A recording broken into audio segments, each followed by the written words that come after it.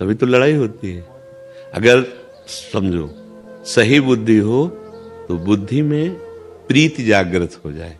धर्म का मतलब है मार्ग। मार्ग जैसे जीटी रोड में चल रहे हो आप, तो एक्सीडेंट कब होगा? जब आपसे चूक होगी, जब आपकी बुद्धि अपने लक्ष्य से हट जाएगी। जरा सा हुआ तो एक्सीडेंट हो जाएगा ना। तो ये धर्म मार्ग है, कहा जाता है ना धर्म मार्ग। आप अपने मार्ग को नहीं समझ पा रहे हैं, इसलिए झगड़ा हो रहा है। अगर मार्ग को समझ पाए तो कहीं झगड़ा नहीं बचा। ये जितने भी झगड़े होते हैं ये सब मार्ग को न समझने के कारण।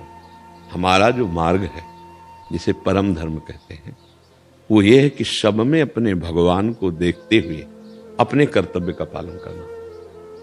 अब दोस्तों राधे राधे बोलते रहें और बाबा जी के प्रवचन को आगे बढ़ाते रहें और सुनते रहें। राधे राधे दोस्तों। जिस पद में है, जिस धर्म की स्थिति पे है, उसके अनुसार पालन करना। कहीं कोई झगड़ा नहीं दिखाई देगा। जब हम अपने कर्तव्य को नहीं जान पाते, अपने कर्तव्य को, और दूसरे के कर्तव्य को देखते हैं, तब झगड़ा शुरू हो जाएगा। ये अधर्म है। हमें अपने कर्तव्य को देखना है, अपने कर्तव्य का पालन करना है और सब में भगवत भावना करनी है। अगर हम कई बार जैसे राष्ट्र सैनिक आए हैं, उनको कहा है कि आपका परम धर्म है कि सामने आते हुए अपराधी को दंड देना। यही भक्ति होगी, यही पूजा होगी। मानो जैसे सामने से वो आ रहा है जो राष्ट्र विरोधी है, जो धर्म विरोधी है, जो दूसरों को बिना किसी अपराध के उनकी हत्या करता है, अब ऐसे को प्राण दंड देना ये सबसे बड़ी भक्ति हो जाएगी। तो धर्म का बड़ा विशाल स्वरूप है। हम उस पर भगवत भाव देखेंगे, लेकिन वो अधार्मिक क्रिया से युक्त होकर चेष्टा करता है, तो अब हम उसको शासन में लेंगे और उसके अधर्म को रोकेंगे। झगड़ा नहीं है, ये धर्म के अंतर्गत है। लेकिन जो एक धर्म का दूसरे धर्म का आक्षेप करके वो समझ नहीं पा रहा है, इसलिए लड़ रहा है। जैसे हम राम कहते हैं, कोई और नाम बोलता है भगवान का, क्या वो ये नहीं जान पा रहा कि सब में एक ही है? अगर ये नहीं जान पा रहा तो अज्ञानी है। तभी लड़ाई झगड़ा होता है। लड़ाई झगड़ा धर्म में तो हो ही नहीं सकता, अधर्म में होता है लड़ाई झगड़ा, धर्म में नहीं हो सकता। अधर्म का शासन होता है, उसे लड़ाई झगड़ा नहीं कहते। जैसे झगड़े पे तैयार है दुर्योधन और उसका नाश करना ये परम धर्म है। तभी अर्जुन जी कह रहे हैं मैं युद्ध नहीं करूंगा, भगवान कह रहे हैं युद्ध करना। हम अपने धर्म में, अपने कर्तव्य में युक्त हैं और सामने से अधर्म की चेष्टा हो रही तो उसको रोकना, ये धर्म है। तो झगड़ा, जहां शब्द आपने कहा झगड़ा, जहां झगड़ा है वहां बुद्धि की कमी है। उस विशाल धर्म को नहीं जान पा रहा है, इसलिए झगड़ा है। भाई जैसे धर्म को लेकर व्यापार होते हैं, पॉलिटिक्स होती है, और जो अभी तक खत्म क्यों नहीं हो पा रही? बुद्धि खराब है। बड़े बड़े हमारी बात समझो ना, बस हमको और कहीं नहीं जाना। हमारी बुद्धि कमजोर हो गई है, इसीलिए हम नहीं जान पाते। देखो, हम धर्म का वेश धारण करके यदि बेचते हैं अपने धर्म को, समझ, हम तुमसे शोषण करते हैं धर्म के नाम पे, तो भला हम धर्म को जान पाए क्या? तो बुद्धि खराब हुई कि नहीं हुई? तो टोटल आप किसी व्यक्ति का नाम मत लीजिए, आप किसी पक्ष का नाम ना लीजिए। आप केवल उतना प्रश्न कीजिए कि जो धर्म में झगड़ा कर रहा है, जो धर्म को बेच रहा है, वो ऐसा क्यों हो रहा है? क्योंकि बुद्धि खराब है।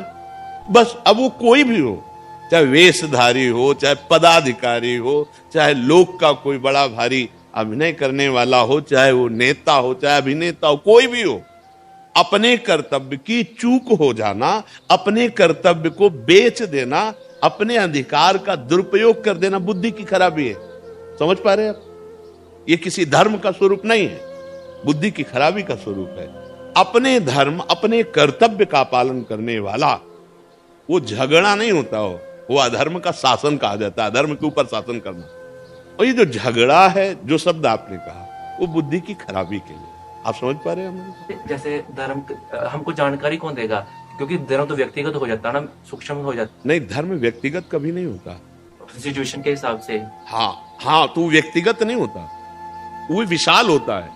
जैसे एक राष्ट्र सैनिक का धर्म तो पूरे राष्ट्र सैनिक का धर्म है, वो एक व्यक्तिगत नहीं हो, राष्ट्र कानून के अंतर्गत है। आप समझ रहे ना? ऐसे ही एक धर्मात्मा पुरुष जिस धर्म को लेके चल रहा है तो उसका पूरा सम्यक रूप से सार्वभौम सिद्धांत होता है, कोई व्यक्तिगत सिद्धांत नहीं होता है। अब जैसे एक पति का क्या कर्तव्य है तो वो समस्त पतियों के लिए है, एक पत्नी का क्या कर्तव्य तो समस्त पत्नियों के लिए है, एक पुत्र का क्या कर्तव्य है तो समस्त पुत्रों के लिए है, एक माता पिता का क्या कर्तव्य है वो समस्त माता पिताओं के लिए। सार्वभौम सिद्धांत का वर्णन किया गया है, समझ रहे ना? और जो इसकी जो जानकारी होती है जैसे धर्म की, जो हमारे जैसे समाज में लुप्त हो जा रही है, तो इसकी कौन देगा जानकारी? शास्त्र और सदगुरु। शास्त्र जैसे आप बोलते हो, शास्त्र का समुदाय करो, उसकी जानकारी कहाँ से मिलेगी? सदगुरु। आप जैसे हमारे पास बैठे हो, अब आप प्रश्न करो तो तुम्हें शास्त्रों में भागना थोड़ी पड़ेगा, अभी 1 मिनट में उसका उत्तर मिल जाएगा। इसकी पढ़ाई लिखाई नहीं होती जैसे छोटी मोटी बेसिक नॉलेज? आप क्या कर रहे हो यहाँ बैठ करके? पढ़ रहे हो ना? हाँ, तो फिर पढ़ाई क्यों नहीं होती? ये क्लास ही तो लगा है ये क्लास ही तो चल रहा है, धर्म का ही तो क्लास चल रहा है, फिर आपको स्पेशल से क्या है? जैसे बच्चे होते हैं उनको जानकारी मिल जाए। पहले क्या था कि गुरुकुलों में ऋषि मुनि जब सब, चाहे राजकुमार हो चाहे किसी गरीब का बालक हो, समान भाव से शिक्षा दी जाती थी। आज हमारे यहाँ कई अधिकारी आए शिक्षा के, जो माध्यमिक, हाँ उच्च ऐसे, उनसे हमने प्रार्थना की कि आज हमारी जो आधुनिक शिक्षा है उसमें अध्यात्म शिक्षा जोड़ी जाए, क्योंकि बिना अध्यात्म शिक्षा के जो शिक्षा है वो निष्प्राण है। जैसे ये आधुनिक पढ़ाई है ना, ये शरीर है, और जो अध्यात्म है ना उसका प्राण है। अगर ब्रह्मचर्य की शिक्षा नहीं है तो वो व्यभिचार में उतर जाएगा। उसको व्यसन रहित कैसे बनना है, उसको राष्ट्र सेवा कैसे करनी है, उसको कैसे एक महाभागवत बनना है, वो कैसे माता पिता समाज की सेवा करे, ये अध्यात्म के ज्ञान के बिना पुष्ट नहीं हो सकता। क्योंकि जो आधुनिक विद्या है वो केवल स्वार्थ सिखाती है। खुला समझो, मतलब स्वार्थ की वृत्ति रखकर जो विद्या पढ़ी जाती है वो कभी समाज हित में आ ही नहीं सकती है। और अगर वही स्वार्थ की वृत्ति रखने वाला अध्यात्म को जान जाए तो बहुत बड़ा लाभ प्राप्त कर सकता है। जैसे बड़े बड़े पदों में बैठे अपने कर्तव्य का पालन करें, धर्म का पालन करें, तो वही उनका भजन बन जाएगा, वही उनकी भगवत प्राप्ति को, लाखों का कल्याण हो जाएगा, लाखों को सुख मिल जाएगा। तो ऐसा तो नहीं है कि धर्म का ज्ञान कराया ही न जा रहा हो।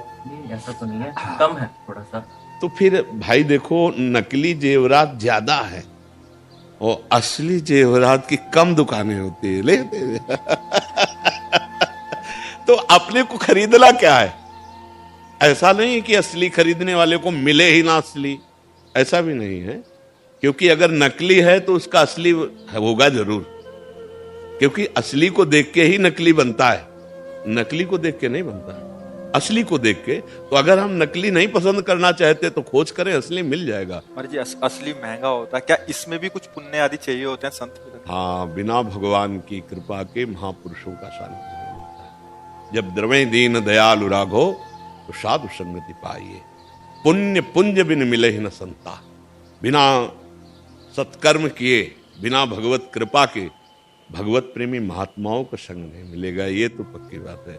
जैसे विभीषण जी को हनुमान जी मिले ना तो बोल पड़े, अब मोहि भाव भरोस हनुमंता, बिनु हरि कृपा मिले नहीं संता। अध्यात्म बिना फीस का होता है, ध्यान रखना। जहां फीस है वो अध्यात्म नहीं होता।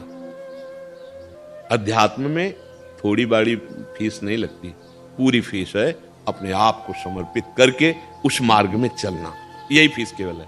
अगर वहां लौकिक फीस लगाई जाती है तो अध्यात्म नहीं होता, वो व्यापार बन जाता है। अध्यात्म में फीस केवल इतनी होती है, मन मनाभो मद भक्तो माद्यादि माम नमस्कुरु, मैं ये मन आदत सो मई बुद्धिम निवेश है। तुम अपना मन दे दो हमारी बात को, जो हम कह रहे हैं, निहाल हो जाओ। ये अध्यात्म की फीस होती है, मन दे दो बस, इसके आगे कुछ नहीं। अगर उसके आगे कुछ प्रकृति जनित लेन देन है तो वो व्यापार होता है, वो अध्यात्म नहीं होता। कि आपको हमारी बात सुनने के लिए इतना पैसा जमा करना पड़ेगा तो हमारी बात में दमय नहीं होगी। हाँ, भाव ही खत्म हो जाएगा। हाँ, नहीं, भाव नहीं, दमय नहीं होगी।